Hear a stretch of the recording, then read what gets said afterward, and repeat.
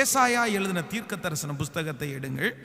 ஏசாயா எழுதின தீர்க்க தரிசன புஸ்தகம் 62ஆம் அதிகாரத்தை எடுத்துக்கொள்ளலாமா? 62ஆம் அதிகாரத்தில் 4வது வசனத்தை வாசிக்க போகிறோம். 62வது அதிகாரத்தில் 4வது வசனம். நீ இனி கைவிடப்பட்டவள் எனப்படாமலும் உன் தேசம் இனி பாழான தேசம் எனப்படாமலும் நீ எப்சிபா என்றும் உன் தேசம் பியூலா என்றும் சொல்லப்படும். கர்த்தர் உன்மேல் பிரியமாயிருக்கிறார், உன் தேசம் வாழ்க்கைப்படும். கர்த்தர் உன்மேல் பிரியமாயிருக்கிறார், உன் தேசம் வாழ்க்கைப்படும். ஆண்டவருடைய பிள்ளைகளே, இந்த இடத்துல தீர்க்கதரிசியின் மூலமாக ஆண்டவர் ரொம்ப அழகான வார்த்தையை சொல்லுகிறார். ஜனங்களை ஆண்டவர் தேற்றுகிறார், ஜனங்களை ஆண்டவர் ஆற்றுகிறார்.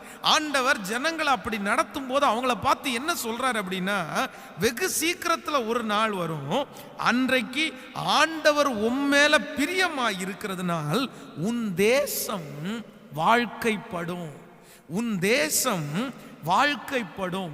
அப்படின்னா இந்த வசனத்தினுடைய அர்த்தம் என்ன அப்படின்னா, இனி இதுவரைக்கும் என் வாழ்க்கையில நிறைய தீமை நடந்தது உண்மைதான், ஆனா ஆண்டவர் என் மேல பிரியமா இருக்கிறதுனால இனி நடக்க போவது எல்லாம் நன்மையாகத்தான் இருக்கும். எனக்கு இனி நடக்க போவதெல்லாம் நன்மையாகத்தான் இருக்கும். ஒரு தேவனுடைய பிள்ளை இரண்டாவது உங்களை குறித்து நீங்கள் நினைக்க வேண்டிய மிகப்பெரிய நினைவு என்ன அப்படின்னா, எனக்கு நடக்க போறது எல்லாம் தீமையா நடக்காது, நன்மையாய் நடக்கும். இந்த கடன் பிரச்சனை வந்ததற்கு பிறகு நிறைய பேருக்கு எல்லா இருட்டுமே அவங்களுக்கு பயமா இருக்கிறது மாதிரி நிறைய பேருடைய வாழ்க்கையில எதெடுத்தாலும் அவங்களுக்கு பயமா தான் இருக்குது. இனி அப்படி நடந்துருமோ, இப்படி நடந்துருமோ, எதை நினைச்சாலும் அவர்களுக்குள்ள ஒரு நன்மையாய் நடக்கும் என்கிற எண்ணம் வருகிறதே இல்லை. எதெடுத்தாலும் தீமையா நடக்குமோ. அதான் ஒரு வியாபாரத்தை ஆரம்பிக்கணும் அப்படின்னா அவங்களுக்கு ரொம்ப பயம். இந்த வியாபாரம் நஷ்டமாயிட்டா நம்ம என்ன பண்ணுவோம், தீமையா முடிஞ்சிட்டா என்ன பண்ணுவோம், இந்த வேலை தீமையா முடிஞ்சா என்ன பண்ணுவோம், ஆக்சிடென்ட் ஆயிடுச்சுன்னா என்ன பண்ணுவோம், இந்த வியாதி வந்துருச்சுன்னா என்ன பண்ணுவோம். நிறைய பேருடைய வாழ்க்கையில தங்களை குறித்து அவங்க நினைக்கிற நினைவு, நமக்கு இதுவரையும் எதுவுமே நல்லா நடக்கல, இதுவரையிலும் நடந்ததெல்லாமே தீமையா தான் நடந்துச்சு, இனி நடக்க போகிறதும் தீமையா தான் நடக்க போகுதுன்னு சொல்லி எதிர்காலத்தை குறித்து நிறைய பேர் பயப்பட்டு கொண்டே இருக்கிறார்கள். ஆனா ஆவியானவர் இன்றைக்கு திருவிழம் பற்றுகிறார். ஆவியானவர் இன்றைக்கு அநேக ஆண்டவருடைய பிள்ளைகளிடத்தில் சொல்லுகிறார், மகளே மகனே, உங்களுக்கு அப்படிப்பட்ட ஒரு நினைவு உங்களுக்குள்ளே இருக்குமானால் இன்றைக்கு இந்த செய்தியின் நேரத்தில் நான் உங்களுக்கு தீர்க்க தரிசனமா சொல்றேன், இதுவரையிலும் தீமை நடந்திருக்கலாம், இதுவரைக்கும் துக்கம் நடந்திருக்கலாம், இதுவரையிலும் நீ கை வைத்தது தோல்வி ஆயிருக்கலாம், ஆனால் இனி நீங்கள் ஆண்டவரோடு இருக்கிறதுனால் இனி எனக்கு நடக்க போகிறது எல்லாம் நன்மைக்காகவே நடக்க போகிறது. இனி எனக்கு நடப்பதெல்லாம் கண்டிப்பாக ஒரு நன்மை அதுல இருக்கும். ஆண்டவர் என் வாழ்க்கையில தீமைன்றத ஒன்றை செய்யவே மாட்டார். இன்றைக்கு இந்த ஜபத்தில் இருக்கிற உங்களோடு தான் ஆண்டவர் பேசுறார். இதுவரையிலும் ஒருவேளை உங்க வாழ்க்கையில நடந்ததெல்லாம் தீமையாக நீங்கள் பார்த்திருக்கலாம். எனக்கு நிறைய தீமை நடந்துச்சு, எனக்கு நடந்தது எல்லாமே தீமை தான் பாஸ்டர், நன்மை எதுவுமே நடக்கல. ஆனா நான் நம்புவேன், இதுவரைக்கும் உங்க வாழ்க்கையில தீமை நடக்கலைங்க, தீமை நடக்கல.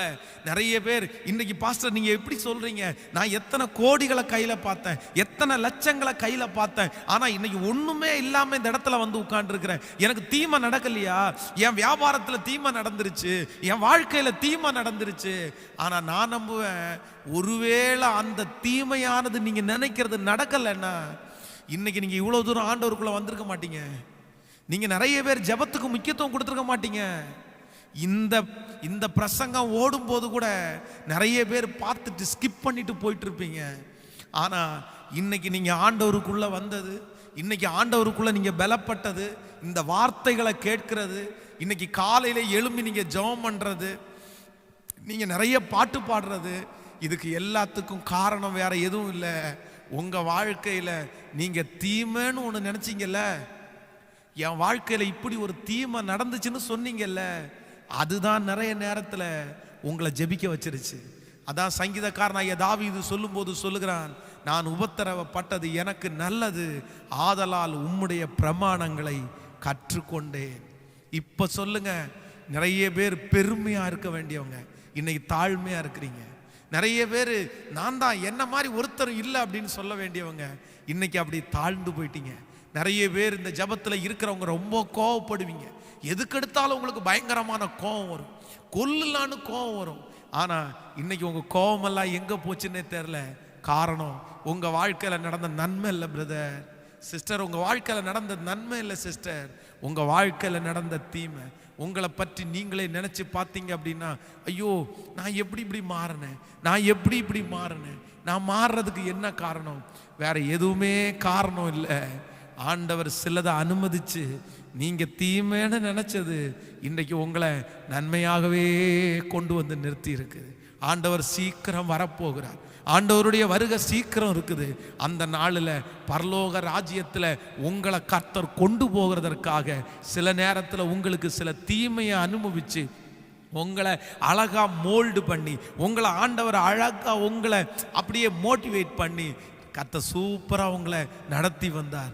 இப்போ நான் ஒன்று சொல்லுவேன், இன்னைக்கு நீங்கள் நிறைய பேர் கண்ணு மூடினாலும், ஒருவேளை உலகத்தில் எதுவுமே இல்லைன்னாலும் நீங்கள் பரலோகத்தில் கண்ணை திறப்பீங்க.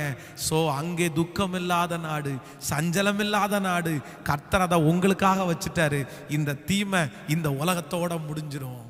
ஆமேன் சொல்லுங்க. ஸோ உங்களை குறித்து நீங்கள் நினைக்க வேண்டிய இரண்டாவது மிக முக்கியமான நினைவு, எனக்கு இனி நடக்க போகிறது எல்லாம் நன்மையாகவே நடக்கும். சொல்லுங்க பார்க்கலாம், கையை உயர்த்தி சொல்லுங்க, எனக்கு இனி தீமை நடக்காது, எதிர்கால பயம் இல்லை, நான் காலடி எடுத்து வைக்க போகிறது நன்மையா மாறும். கையை உயர்த்தி அறிக்கை செய்யுங்க சிஸ்டர், பிரதர், அறிக்கை செய்யுங்க. இதுவரையிலும் தோல்வியை பார்த்த நீங்க இனி தோல்வியை பார்க்க போறது இல்லை. ஆண்டவர் வெற்றியா தான் வைக்க போறாரு. சொல்லுங்க, யாரோ ஒருத்தருடைய மனசுல இனியும் தீமையை நடந்துருமோன்னு பயமா இருக்குது, இனி தீமை நடந்துருமோன்னு பயமா இருக்குது, இனி நஷ்டப்பட்டு விடுவேனோன்னு பயமா இருக்குது. கையை உயர்த்தி சொல்லுங்க, டாடி இல்ல, இனி என் வாழ்க்கையில நடப்பதெல்லாம் நன்மைக்காகவே நீர் நடத்திக்க போகிறீர், அதற்காக ஸ்தோத்திரம். ஹல்லேலூயா, ஸ்தோத்திரம்.